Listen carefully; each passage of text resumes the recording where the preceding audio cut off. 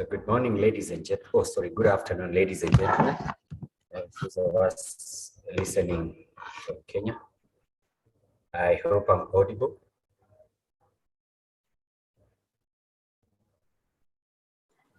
Yes, we can hear you. Can hear you. Rebecca, if you can hear me, let me know. Yes, we can hear you. We can hear you. Good. Thank you very much. Good. Thank you very much. My name is John Kenyuru. I'm the Director of Research at JKUAT.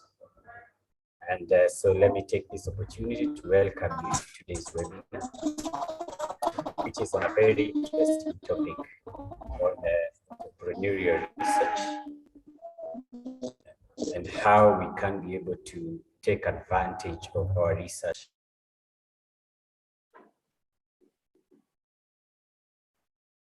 You're muted. Sorry, I've been talking when I'm muted. Thank you, Mirko.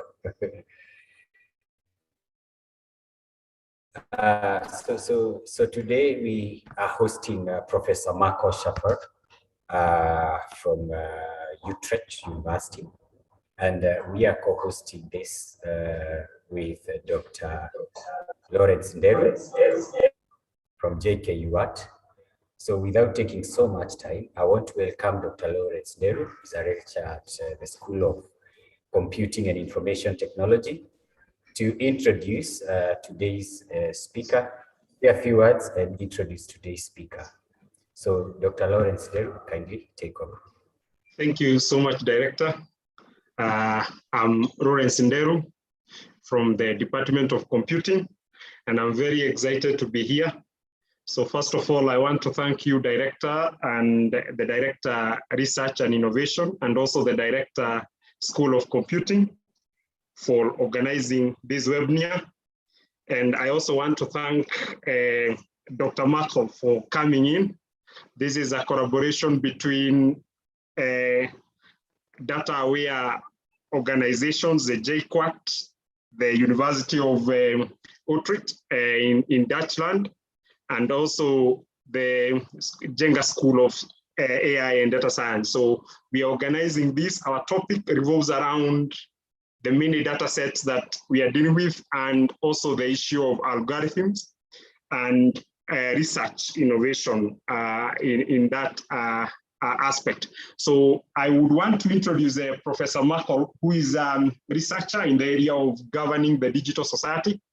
He is a co-founder of the Utrecht Data School, and his publication range from user participation, datafication, communication in social media, and he has authored a number of articles and a book, and also some a book on datafied society, studying culture through data, which is an interesting read, and I believe he will be able to share that with us.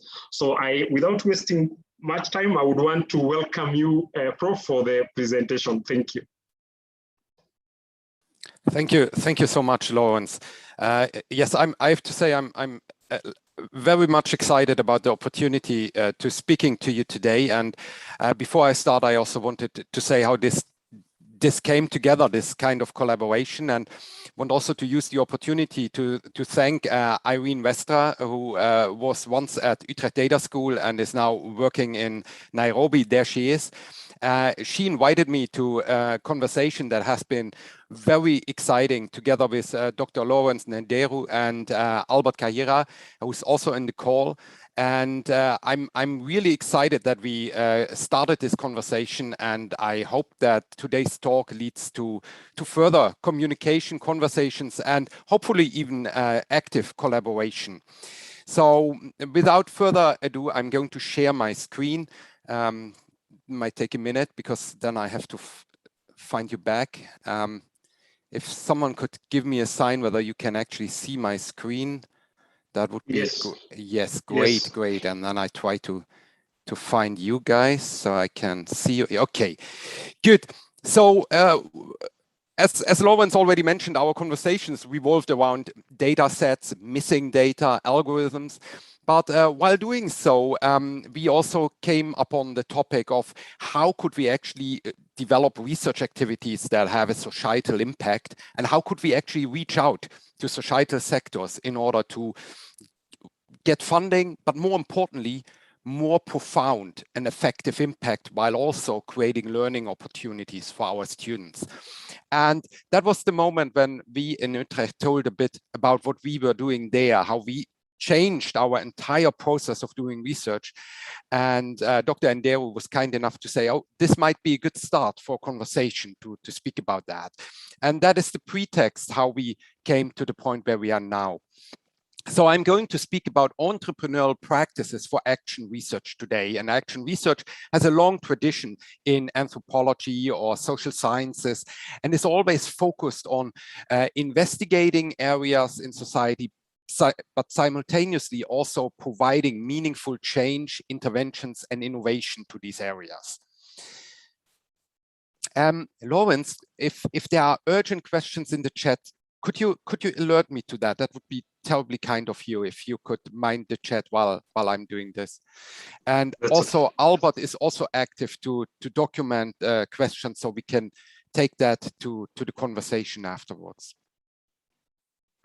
So who are we? We are the Utrecht Data School. We are a little bit a strange thing at Utrecht University. We are a teaching and a research platform. And funnily enough, we are not from the computing sciences, although we collaborate closely with them. Actually, we teach there and we supervise students together and we carry out research projects together, but we are originally from the humanities.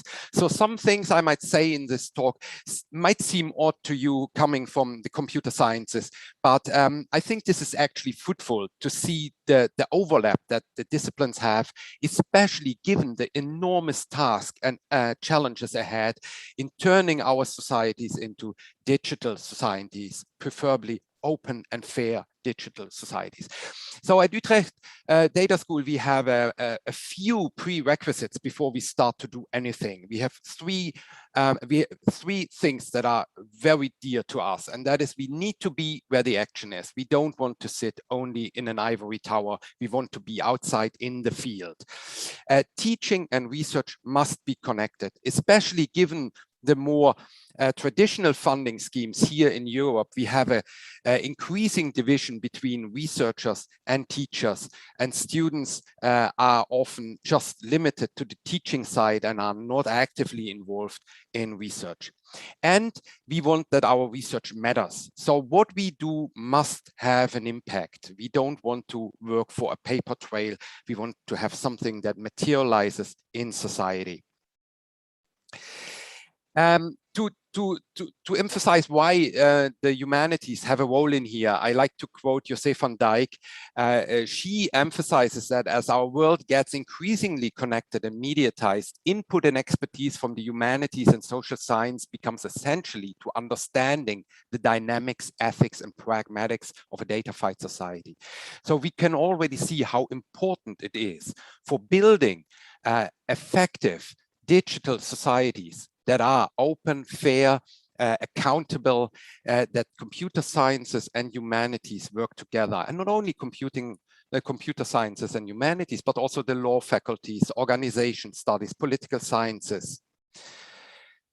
What is entrepreneurial research? So we ended up here because we developed a specific kind of doing our research at Utrecht University, and specifically if it comes to funding. I go into that in more detail in a minute. We call it entrepreneurial research, but it is not academic entrepreneurship. Academic entrepreneurship is limited often to the sciences, the STEM subjects, science, engineering, medicine, and so forth. Those disciplines are very successful in turning individual research achievements into monetary solutions, selling them off as products and services. Well, we do not utilize our research for commercial activity. We turn this the other way around. So we utilize entrepreneurial activities for conducting research. That means that we identify needs in the sectors that we want to investigate.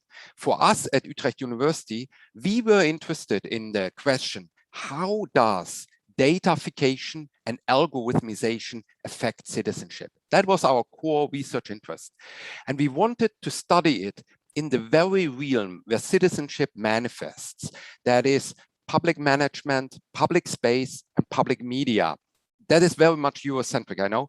So we do our research in the Netherlands, and we knew we have to penetrate these areas in order to understand how the institutions in these areas and the organizations governing it are affected by datafication and algorithmisation. Now, how do you get into these institutions is a question. You can go there and knock at the door and say, I'm a humble researcher and I have a questionnaire and I would like to interview some people. And that gives you only limited insight.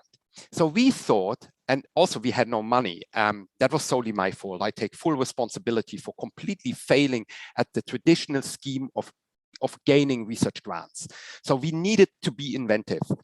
And we thought if we develop services or tools that are needed in these very areas, that gives us two things. It gives us funding, but more importantly, it gives us access as experts, not as mere researchers, as experts who gain intimate insight into these very areas. So we developed a number of these tools, and when we develop research projects, we always look for, is this something they would need in this area, and can we use this tool for gaining more data, more insights, more research output. It also creates enormous learning opportunities for our students because we take them along.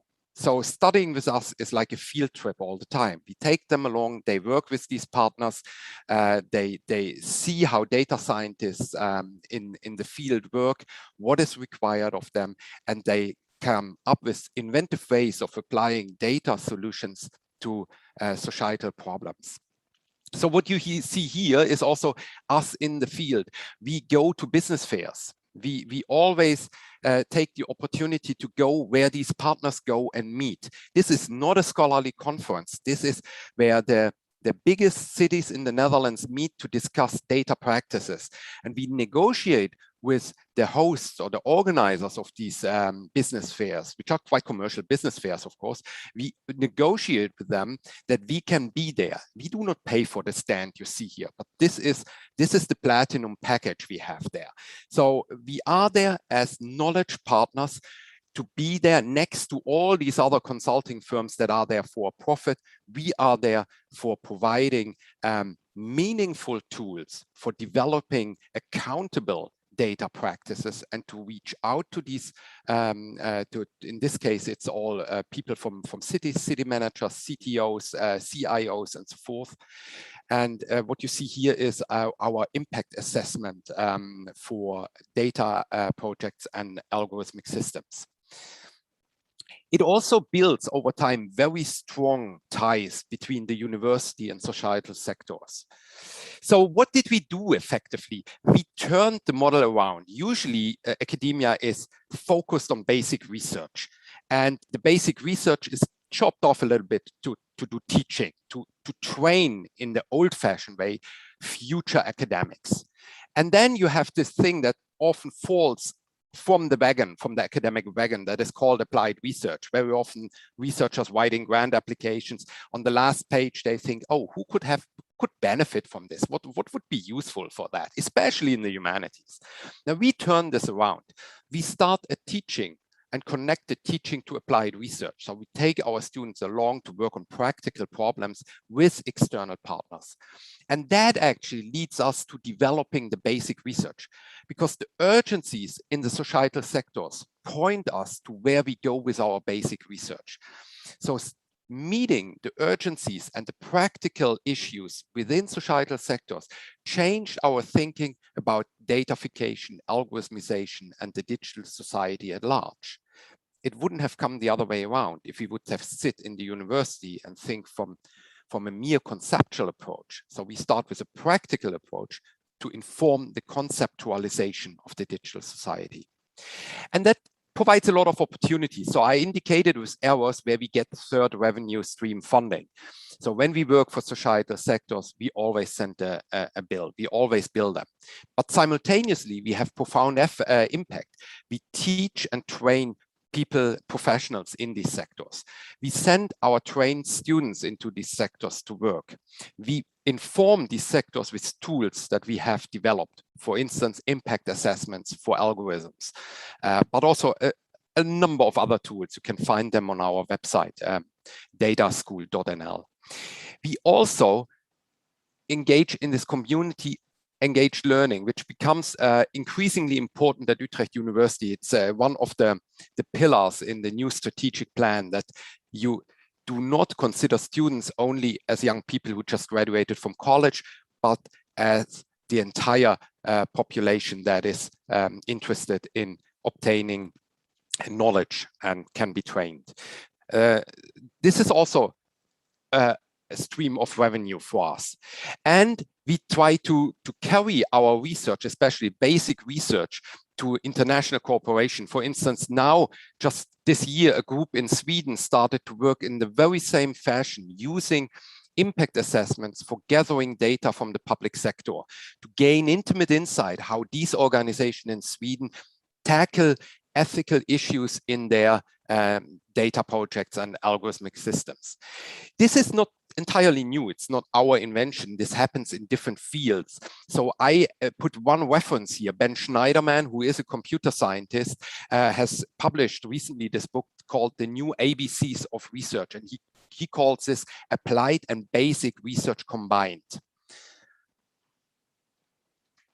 So how does this look like? So I made it, this is not really quantifiable, of course it is, but this is just a schematic representation. So this is us, and these are the 3 funding streams that you have in the Netherlands. The first funding stream is always your own university that might give you money for housing, legal advice, whatever, some seed grants, and so forth.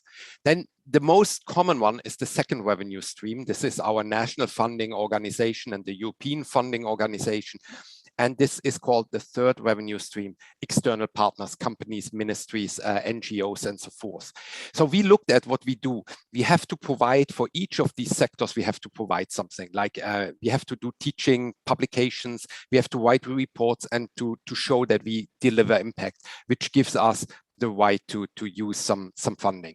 This is very well balanced, actually, I find, in a way. This, because we were so unsuccessful, or I was so unsuccessful to gain any funding from here, we noticed it is such a burden to write all these applications, the reports, and frankly, I found the prose of these grant applications quite boring. It's something that isn't much fun to do, and I am particularly bad at it. So what we gained was very small. What yielded to be very successful was the engagement with the external partners of the university, because we did not only receive funding, what was much more important was that we gained insight and data that we wouldn't have gained otherwise, that our colleagues in the field do not gain. So this intimate and privileged access was really fruitful for our research. And it creates this amazing learning opportunities and career opportunities for our students who, by learning with us, already learn to know the sector and can look where they see themselves working in future. So how does this work? How do we take on partners? Because especially in the humanities, we are met with a lot of suspicion if we tell about the way we work. So we have, and this is something we developed years back, we have a very exhaustive process of taking on partners. It starts with initial meetings, pretty much something like you show me yours, I show you mine, where we tell about what we do, we listen to the partner, what they are looking for, what their issues are, and you already feel something. It's even on a gut level basis that you see, is this partner we can go further, with others we don't.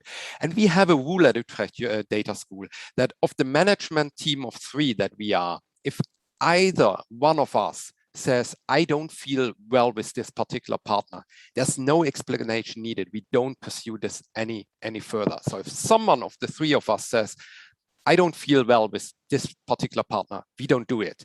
And that is a side of other strict rules we have. So we were approached by a partner from the United States, a potential partner, and we found this particular organization inherently unethical. So it was out of question for us to go any further with them or their proposal to work with us. So if you know this is something you would like to pursue further because there's an interesting research opportunity and learning opportunities for the students, plus there is possible funding and good insights into a sector, you plan follow-up meetings where you can go further. You develop a project plan, a modus operandi. How would we work together? Would there be a liaison? How often would we communicate? Can our students be accommodated at the partners organization? In the planning cooperation, you really go further. You think about what are the requirements? How do we deal with data, especially given the GDPR in Europe? How can we make sure that the data are safe? I always prefer not to have any data at the data school, but actually at the partner side if that is their data. Thinking about NDAs, certificates of conduct that we have to provide if it is a sensitive area. Think of national police or other areas where they require us to have students screened before they work there. Publication embargoes that might be applicable because it is either vulnerable to competitive partners of our external partner, or because it is sensitive because of other means. And then you have a follow-up, how could we work together in future and so forth. So these projects might range from 3 months up to 2 years. This is what we have in store right now. We are looking for more larger, longer running projects, but 2 years is something that is very good to plan with external partners, and then you can sometimes prolong it for another 2 years. It's also because the urgency in these sectors is so high, they want to have quicker results. They're not waiting for a PhD thesis that takes 4 years to write and does not really translate into applicable solutions. So what we have is a number of tools and services. The data ethics decision aid, this is our impact assessment. It's also now, because of COVID, developed as a remote version, is our bread and butter tool, which we conduct several times a month. So we have an own data team actually that visits with companies, municipalities, all kinds of government organizations to review, to do ethical reviews of their data and algorithmic systems. We develop a framework for implementing algorithms in public management sectors together with the city of Rotterdam. Recently, we finished an impact assessment, human rights and algorithms for our Ministry of Inner Affairs. We train digital ethical literacies. For instance, tonight we have a masterclass for the City Council of the City of Utrecht, where the councillors learn basic digital ethical literacy so they can take a more active role in fulfilling their role as checks and balances, as representatives of the population in the transition towards a digital society.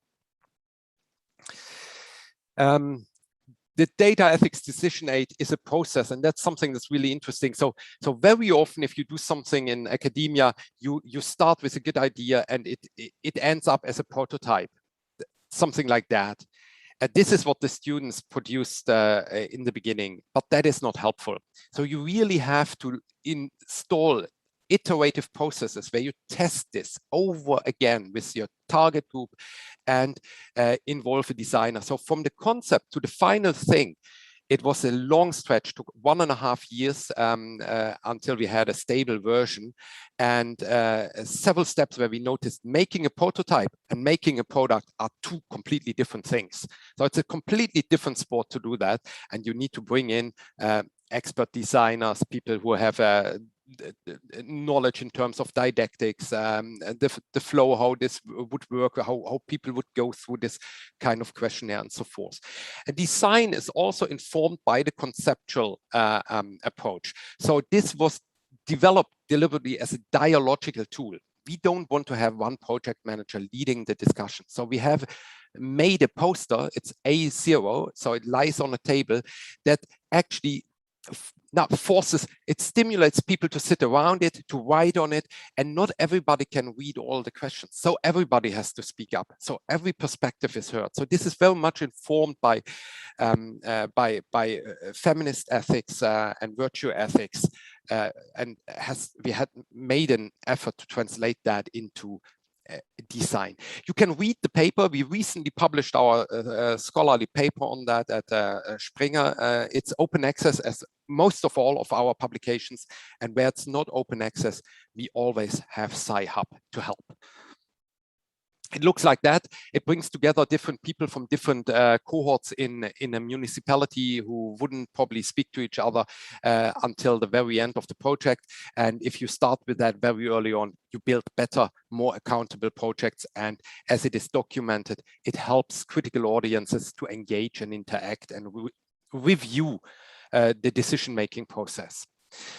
We also have that as a remote version because of Corona. It also gave us now the chance to translate it in several languages, and we are doing this now not only in the Netherlands, but also in Germany. But this is what's so important to us. It doubles as a means for participatory observation. Yes, it is great as an impact assessment. It works on its own. We have consultants licensing it and working with it. But to us, it is something that gives us access to these organizations, and we can watch them in a more intimate setting. We learn about their planned data projects, about the running data projects, about their operational capacities, about their awareness to societal values, and how to implement those in design. We learn a lot more in an actor network theory of way, a la Latour, how these organizations work and address digitization. So we have quite an impact gathered with that. It's used in over 30 municipalities by ministries. It's licensed to the Dutch Association of Municipalities. We have a trainer workshop to roll it out more broadly, and it is frequently referred to in local and international government policy documents.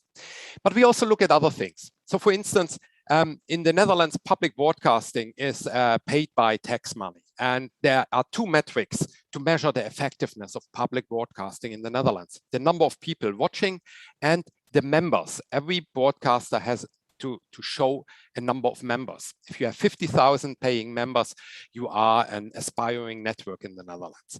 So those are two metrics that are not really applicable today, because we know that viewing numbers are sketchy, as we have third and second screens where people look at, we have non-linear TV consumption and so forth. So the old-fashioned viewing numbers are not really applicable anymore.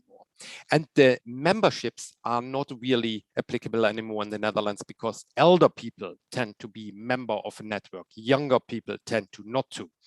So we looked, Karin van Ness and a team headed by her looked at alternative metrics for measuring the impact of public broadcasting and develop an understanding for, is this an effectively working network or not? So they looked at things like, what is the impact in the public debate? What is the engagement with social media audiences? What are the topics they're focusing on? Are they front runners in addressing topics? Are they sleeping through it? Or are they trying to follow up with certain topics? And so forth. So this is also something we're very much interested in, not only into looking how work organizations with data, but also what is actually datafied, and can we criticize indicators and metrics? We love to work with journalists, but in the old-fashioned way, that is very often giving a soundbite to a journalist. This is something we do not want to do. We felt often misrepresented, we felt out of context, and we felt just as justification for a claim the journalist wanted to make. So we changed that too. We now work with an outlet in the Netherlands that is more focused on slow journalism. The Green Amsterdammer, it's called. It's actually not a local, it's a weekly that is read throughout the country and has also profound impact. We team up with them and they do the journalistic work and we do data research for them. So Joris Verbeek, one of our researchers, did investigation on anti-Semitism online, on misogyny against female politicians online. We did research on corona complot theories online. And the journalists turned that into a journalist article where they also tried to connect that to individuals like complot theorists that were interviewed, individual scholars that were interviewed to give comment, and we did the data side of it. Actually, this is so fruitful that we now think about building even joint positions where we have people working simultaneously at both organizations to bring this to a more effective mutual knowledge transfer, because we can learn from the journalists and they learn a lot from us. It also helps us to point journalists to very important aspects that are still underdeveloped in the public debate, because they are not as fake news, complot theories. This is something that is really hip to see, but it is difficult to point journalists to the underlying transformative powers, like change of trust in institutions or in media and so forth. So we would like to discuss that more and would like also to see this more reflected in the public debate. How would we capture our societal impact? Now, of course, we can look at the media and the public debate. We can measure our interaction with external partners.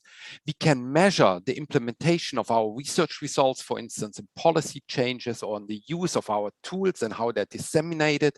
And we can also capture how our students are penetrating the labor market and how many professionals we've trained. So we try also to develop metrics that are new in academia, but that would actually give administrators a means for evaluating and rewarding the work we do. There are, of course, challenges. The challenge is it is slow what we do. So the paper on data took us years to write because we were so busy with making the data ethics decision aid, testing it, rolling it out, doing all this observatory work. We do actually two jobs. We work for the external partners and we try to feed our academic reference sheet, writing peer-reviewed papers.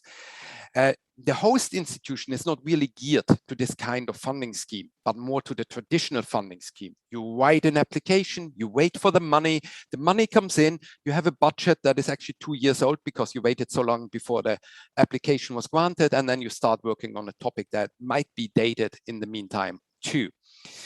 There are no incentives in academia at the moment to do the work we do. This is just because we like this work so much, but actually academia currently is not really rewarding it. And building and maintaining relations with external partners is labor. It costs time. It is really an effort to do. And it's, I think, the main reason why we have now an effective platform, because we invest in that. And many of our colleagues don't, because they don't invest in this. And I understand that they don't. It is really tiresome, costs a lot of time and energy, and it is not rewarded. But we think that the opportunities are outweighing this. So we have independent funding. We have great autonomy. We noticed this very much during the crisis, during COVID. The first thing we did when the crisis hit was looking at our account, and we thought, even if we don't do anything, we can keep going for another year. We are autonomously funded in a way. We have great learning opportunities for our students and teaching in the field, professionals that we reach. The research is informed by and responds to societal urgency. So we don't do this for nothing. This is not a vanity job. This is something that is very meaningful for societal development. It is inter and transdisciplinary work. We constantly learn from our peers in computer sciences, political sciences, philosophy department, particularly the ethics department, and the law faculty. It is so societally engaged with effective impact. We can see the results, and we bridge two sectors, the academia and society. So this is something that keeps us going, despite the things we struggle with. I'm happy to take this to a conversation. This is the book Lawrence mentioned at the beginning. It's also open access. You can download it from, if you Google it, you find it. And thank you so much for your attention. I stop sharing the screen. I'll share the slides with Lawrence, and looking forward to your comments or feedback. Thank you so much, Prof. Thank you so much, Mirko, for that informative presentation. There are some questions that have come on. One is by Tim Theuri, who is asking, how has COVID and remote working impacted research activity and metrics data collection? Great question. So the immediate effect was that we couldn't enter these organizations anymore. We were completely geared around going there and meeting them in person. That said, in week one, the management team and I, we sat together and we thought of two scenarios. Scenario one was called hibernation. We go into a silent mode and do nothing and try to just survive. And the other one was to go remote. And we had already trained to work remote starting in March last year. So before the first lockdown, we started already training. And then we took 2 months to turn everything around. And actually, data remote is very effective. So because we are forced to write everything down while it is happening, we go out of these meetings with richer data than we do from working in real space. We lose a lot because we do not see how the persons are reacting. We are not in the same space. You lose a lot of the nuances, but we go out with more text, to say that. And working remote and doing that in a very proactive way has helped us also to address way more partners. So I'm proud we are in November. This was, from all the years at Data School, this was the most successful year in scholarly output, in projects done, and in funding acquired. Nice, thank you so much. Dr. Albert also has a question. Albert? Yes, I don't know if you can hear me now. I can, Albert. Okay, Hi. Awesome. Thank you very much, Dr. Mirko, for that talk. It's really amazing to hear your perspective on this. And mine is not a question directly to you, but I want to just sort of drive this discussion. So you have really mentioned a lot of what's happening in Netherlands in Utrecht Data School, and I've seen very similar practices with another Dresden University in the US with Professor Yael, and this kind of is taking off. So maybe I was wondering if Prof. Sandero can explain what's really going on in the Kenyan market regarding the same approach. Are there people doing this? What's happening? How is it being done? And what's there to learn? Thank you, Dr. Albert. I think my take is that the reason why we have this conversation is because this is a new approach in which we are trying to look at the traditional way of funding coming from a university that is more geared towards sciences and all that. The new way of approach that Mirko has presented feels new to us, and it's an idea that I think the way I would put it is that it has some very strong points in terms of science for the society, or maybe something like that, or education for the society, something like that. And that's why I would say that currently I do not have data, unless maybe the director research can point something around that. I don't have data around what would be the current status, but I feel like it's a new approach, which I think I can give director to say something about that. No, Lawrence, you're very right. I think this is something that is relatively new to this side of the globe.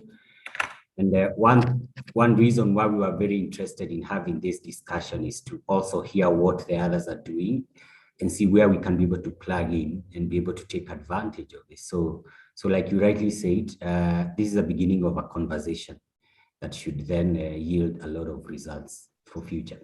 Thank you. Thank you. Yeah, I would be to follow up on that, Lawrence and Director John.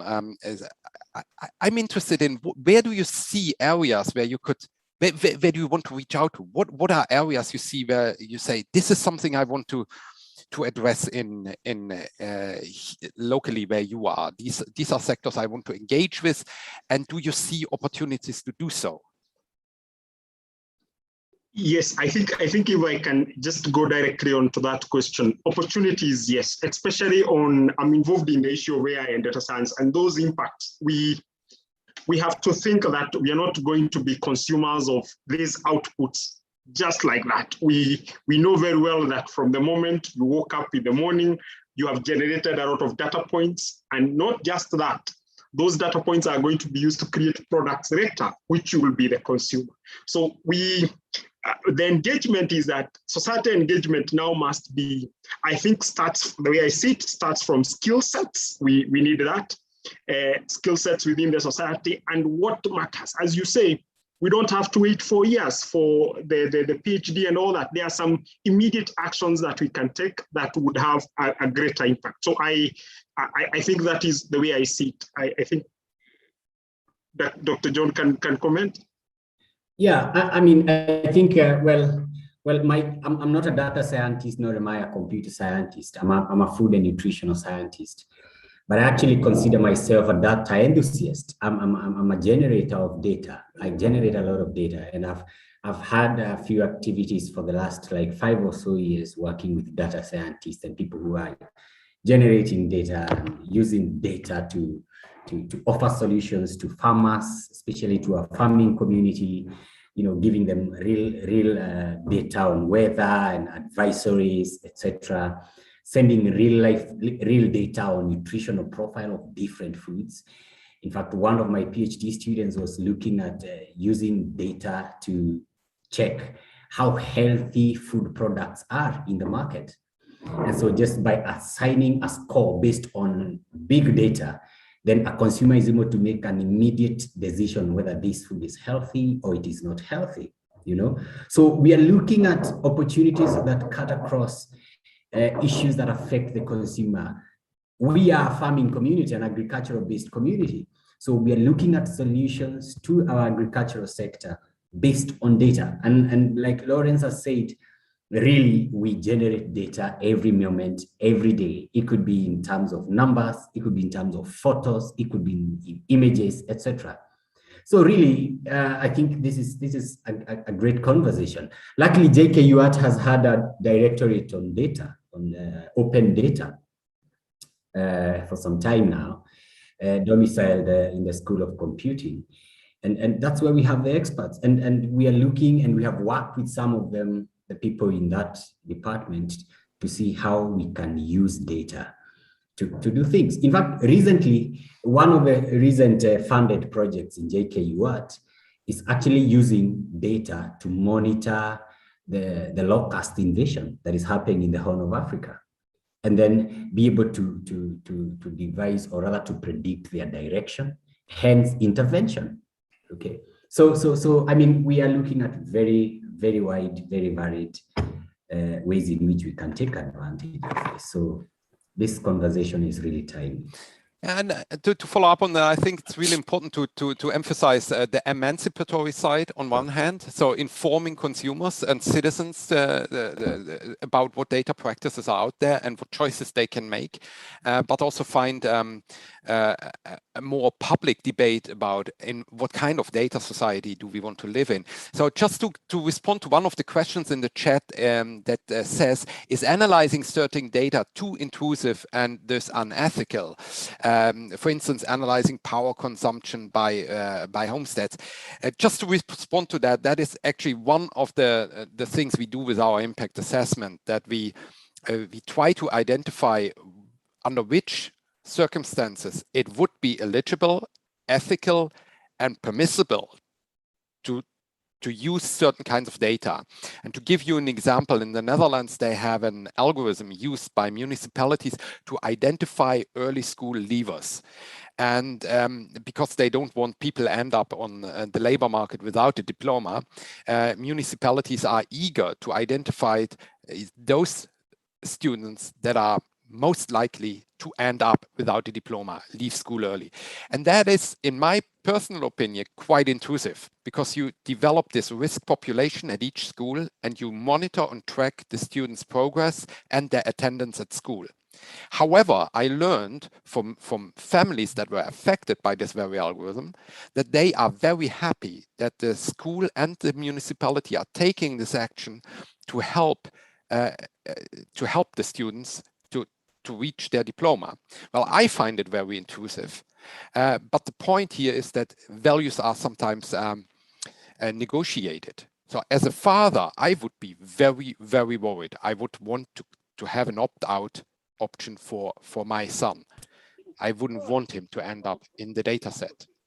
But there are different opinions about it. I also think that if you have such an intrusive algorithm, you must think about the context. How do you approach those families? How do you make sure you disclose openly and in a comprehensive way what you're doing with the data? Most importantly, I find the data set very toxic for the future. Imagine these data leak and some HR consultant gets hand of these data and builds an algorithm that identifies poor performing students during their teens as correlates that to poor job quality later on. I think this is an assumption that is either not valid and could be stigmatizing for a large group of people without being soundful supported.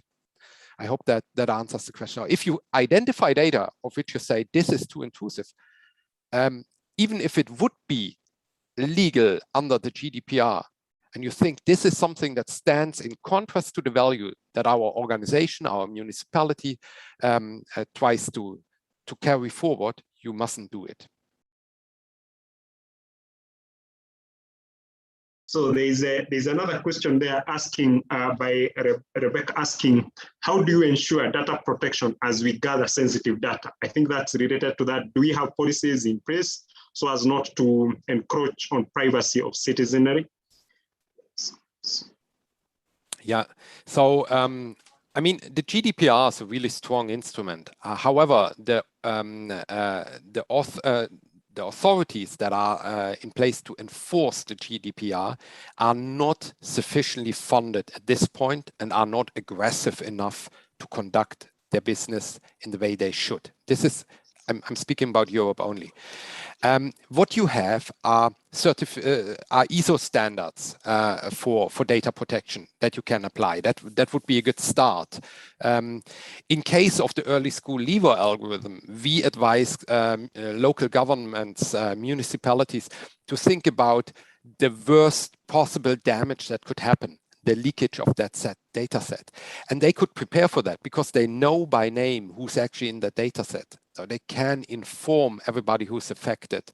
Might this happen? It shouldn't happen. And they should do everything within the protocols to protect these data set as good as possible. But in case it happens, they should also prepare to take the needed steps to inform people and to support them in protecting the negative impact or mitigating the negative impact.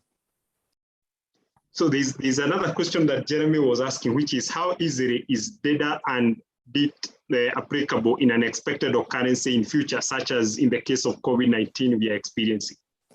I think that's a great question. I think it is very well applicable because we develop both towards online, towards remote services. So we can apply that. We constantly now plan with the hybrid or remote version of everything, whether it's lectures, whether it is conducting research and teaching. So I have one question, Prof, on the issue of, I think this is related to what we have seen from Facebook, and you're aware of the story around it's a business setup, and therefore they have a lot of data, and we have heard of penalizations that happens in Europe and US, but of course none happens in Africa or even global south, so to speak. And then the question comes, is it that we don't have, what is your take? Is it that we don't have pointers or rules that already are being implemented? What could be your thinking around that? Because we have had a lot of penalization of those social media. I think this is something that would be really interesting to follow up in a larger debate. But I think that what we've seen recently with Facebook and other social media platforms is that they apply their Eurocentric, US-centric knowledge and understanding of society to the entire globe. And that has been by others formulated as a way of colonization. And I think the impact they have in disseminating messages in the same fashion all over the place without looking at the context where the social media are used is very dangerous for diverse societies, for our society. So this one-size-fits-all image of these large tech companies is deeply disturbing and problematic and should be countered. Okay, thank you so much. So there is one more question. The last one. I had two questions, a number of questions where maybe we can take them before we have to leave. I've seen Tim, Irene, and Director John. Yes, so the one from Tim is asking, how can we ease the sharing and dissemination of research data global?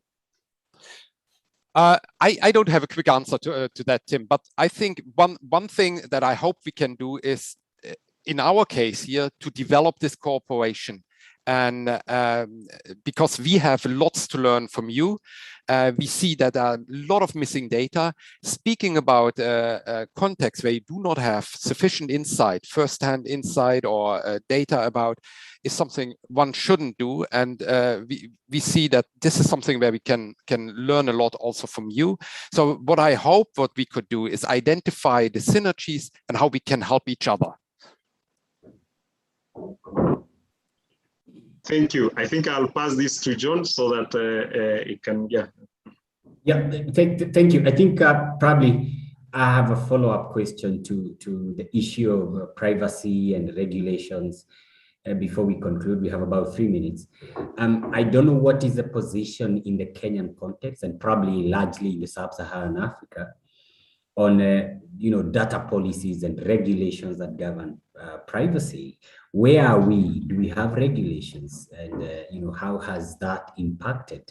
I know some time back we had an issue. I think there was a regulation that was coming from Parliament about allowing some government institutions to access private data. So I don't know, maybe I can see Lawrence, Professor Aweru, Kimwele, they are here. Maybe if anyone has something to that effect, maybe they can shed light. I think what I would say is that on that, we have the role. It's part of what we have as a role in Kenya on data management.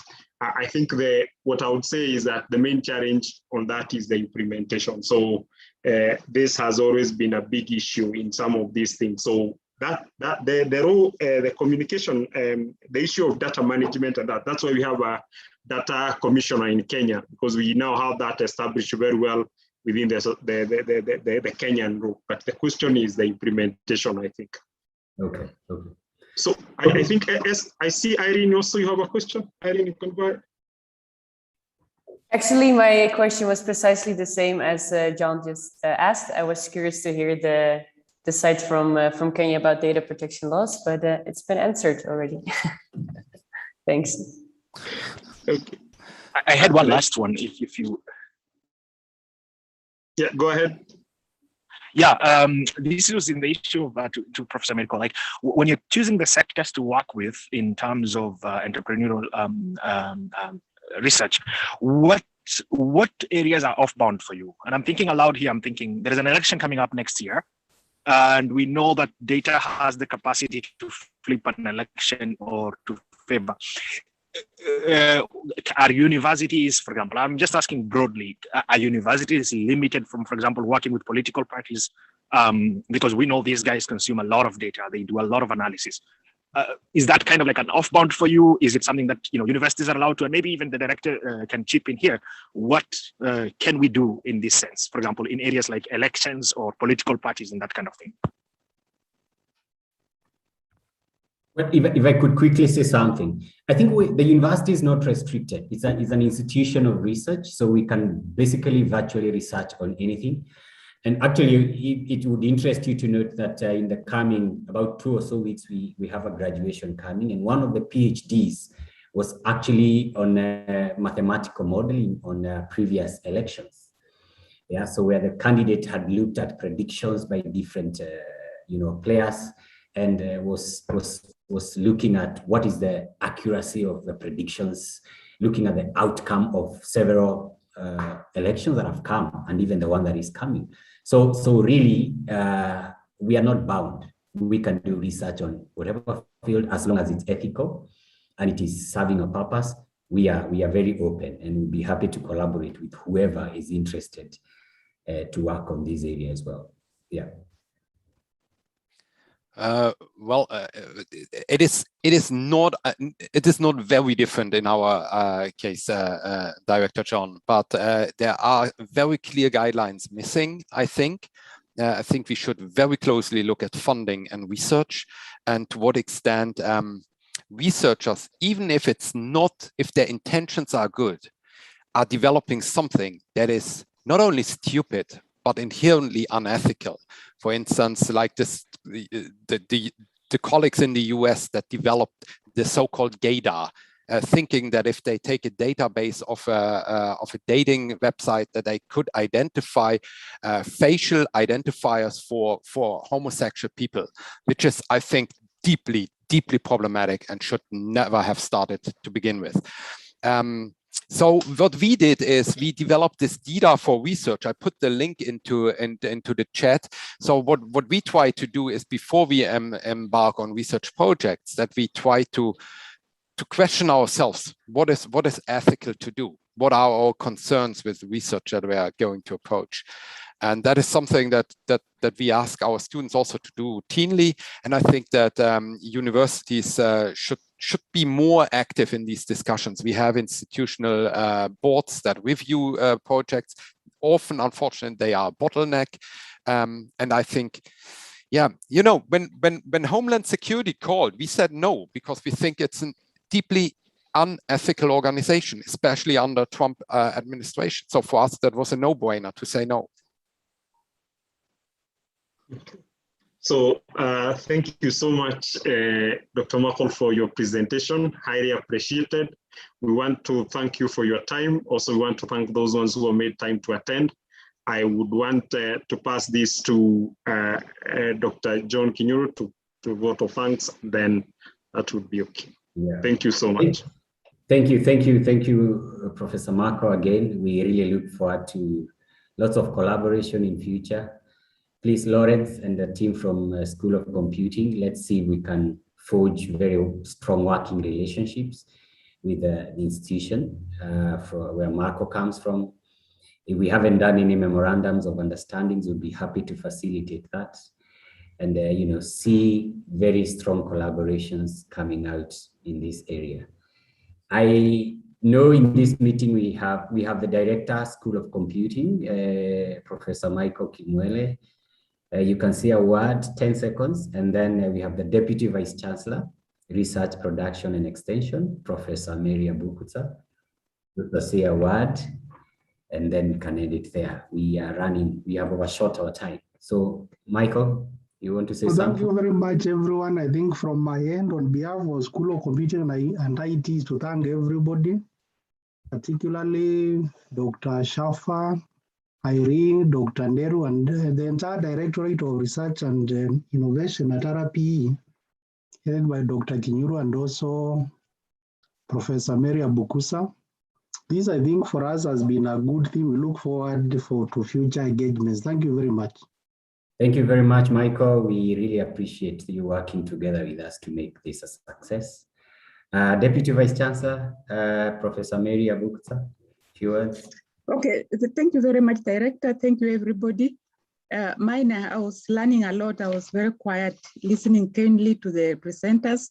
So I want to thank Dr. Mirko for the highlights he has given us, and Dr. Nderu, and yourself, Director of Research. For us at JKUAT, I think we are happy to learn more, and surely this is an area that we need to pick up. We've looked at the innovations that we can exploit in the data in terms of datafication and algorithmisation. But of course, every innovation, as you know, comes with its baggage. So there are issues that we have to look into as we look at this. So for me is to say that I'm happy of this collaboration, and we hope that we can come up with some research areas that we can both work on from Orich University and from JKUAT. I also want to thank the director, Kimwele, for spearheading this and for you organizing this. So I was very much in the background at the beginning, and I've learned a lot, and there are areas we can pick up, and we can support that area, because at the current time, actually digital issues are very key in any development, regardless of the country you are in. So for me, I'm happy to be part of it, and also to urge all other members who will want to give webinars or seminars in the future to get in touch with our research directorate. So thank you so much, presenters, for making our day, and for the participants who have come here. Thank you. Back to you, Director Research. Asante sana.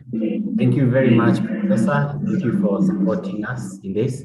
Quick announcement, members, is that we are still receiving abstracts for the JKUAT Scientific, Technological and Industrialization Conference. The deadline for receiving abstracts is actually end of this month. So kindly go to our website, conference.jkuat.ac.ke, and submit your abstract. I think it cuts across different areas: ICT, agriculture, engineering, etc. And we are very happy to be partners in this. We also have just released a special issue of the Journal of Agriculture, Science and Technology. This was a special issue of the 15th JKUAT conference that happened early in the year, in March. So we've just released the first part of the issue. So it's ready on our website. So if you go to the JKUAT website, let me just quickly show you how to get there. JKUAT. If you go to research, then journals, then JAGST, you'll get to our journal and you see the special issue. Or just Google Journal of Agriculture, Science and Technology, and you'll get to see the special issue and other issues. And we are happy to receive more publications. Our online submission process is, it's online. Submission process is online. Our review process is online. You can be able to track the progress of your manuscript. Thank you very much. We want to stop there. Thank you very much, members. Our guys from RP, my team from Research Directorate, Rebecca, William, Bindio, Becky, who have made this a success, and others. Thank you, thank you, thank you again, and God bless you, and enjoy your afternoon. Thank you. Thank you so much for this opportunity. Wish you all a good day. Santi, thank you. Bye. Bye.